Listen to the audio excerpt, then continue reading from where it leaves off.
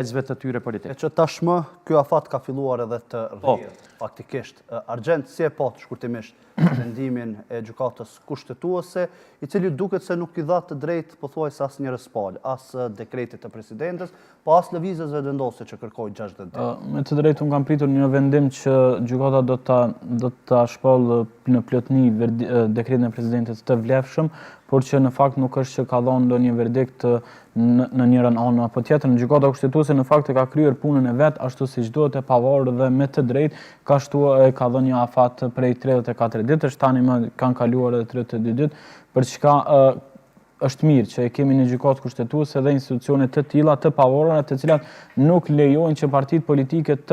pavarësisht tendencave të tyre për të shtrirë anarki dhe autoritarizëm brenda vendit, nuk i lejon gjykata kushtetuese dhe kjo është për të lavdëruar.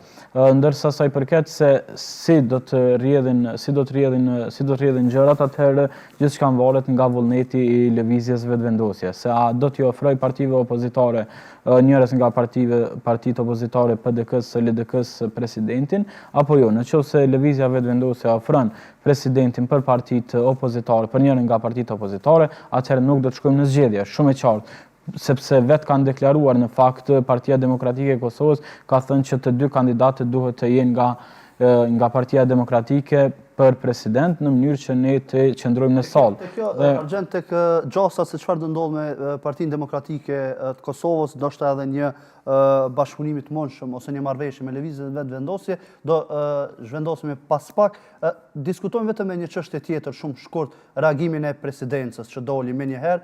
Ne edhe në analizat e djeshme që patëm me politologë të ndryshëm, me njohës të kushtetutës, u diskutua deri diku se në vendim u përdor një terminologji e butë, e cila më pas u la edhe të interpretohej disi edhe nga presidenca. Në rast se kemi regjia, po besoj që na ndihmon edhe në dalje që ta shohin reagimin. Në anën tjetër, po e citoj vetëm pjesën e fundit. Deklaratat të presidencës, deklaratat politike për kinë shkelje kushtetuese tregojnë edhe keqlexim të aktgjykimit, por edhe politizim të skajshëm të një situate tashmë të qartësuar nga gjykata kushtetuese, që dështimi për zgjedhjen e presidentit të vendit është i deputetëve dhe si pasojë mungesës së vullnetit politik për të arritur konsensus rreth zgjedhjes së presidentit. Po nëse është sigurisht kështu, siç thot presidentja, për shkak se ajo nuk ka mundë as teorikisht që ta nominoj vetveten, për shkak se do duhet t'i kishte 30 nënshkrime të deputetëve, dhe ato ne nuk e kemi pa, dhe pse lëvizja vetvendosje ka deklaruar që jo që do t'i ketë 30 nënshkrime, po do t'i ketë gjithë nënshkrimet e deputetëve të lëvizjes vetvendosje, ata që janë edhe në koalicion me vetvendosjen, e që janë 66, mirë po mungojnë 14 të tjera, dhe do duhet ishin spaku 84, 85, që tjetë e sigur që presidentja Vjosa Osmani të rizidhet edhe në herë me një mandat. Dhe mendoj që ajo ka qenë e kujdesshme për shkak se ka mund edhe që t'i caktoj zgjedhje do të në momentit që e ka shpërnda parlamentin me dekretin e datës 6 mars, këtë nuk e ka bërë dhe tani secili faktikisht mund ta sheh, unë nuk besoj që ka tash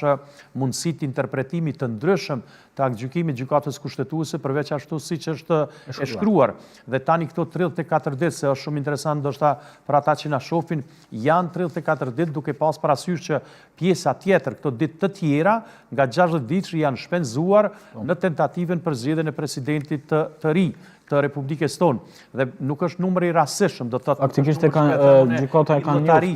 60 ditë. Numri i ditëve të mbetura dhe ata do t'i kenë gjithë këto ditë. Tani kanë 32 ditë që të negociojnë dhe kanë të drejtë faktikisht që të caktojnë sa më shpejt aq më mirë, do të thotë në Parlamentin e Kosovës seancën ta caktojnë kuvend për të tentuar zgjedhur